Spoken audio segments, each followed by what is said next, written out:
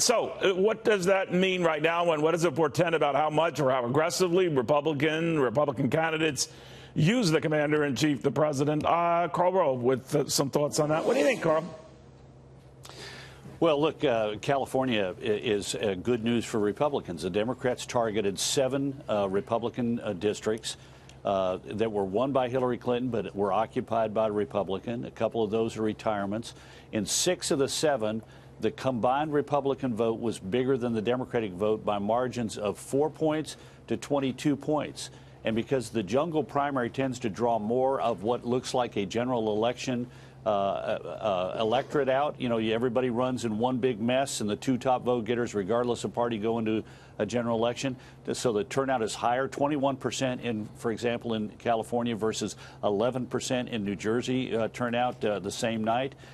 This is good news for the Republicans. They look like they got in these districts that the Democrats hope to win. There's not a blue wave that's sinking them. In fact, the Republican enthusiasm is as good or higher than the Democrats in 6 of the 7 districts. What's interesting is we've gone to this double-digit differential between, voters and their perception of who should control Congress in favor of Democrats to now within the margin of error, a few single points. Does that mean to you, and I know things can change mightily in the months ahead, that even if the Democrats were to gain seats in the House, it will not be nearly enough to tip the balance of power? Well, if the election were today, the dynamic is that I think that might be the case. They would either take it very narrowly by 1 or 2 seats or lose it. Think about it. Since the 21st of December, the generic gap in the Real Clear Politics average was 13 points. Today, it's just over 3.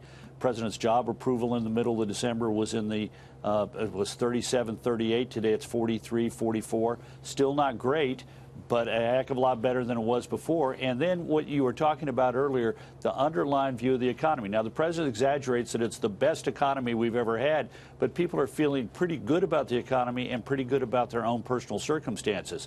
So all 3 of those things, plus foreign policy. I think that people have looked in the last couple of months and realized things can change dramatically, but they look at Syria, what the tough action he took there, getting out of the Iran nuclear deal, the North Korea so far, it's been a little ragged, but it looks like he's making progress. Now, you're right. 5 months between now and the election is like an eternity in politics, right. Several geological ages, but going in the right direction and presaging that this is not likely to be a year with a big blue wave.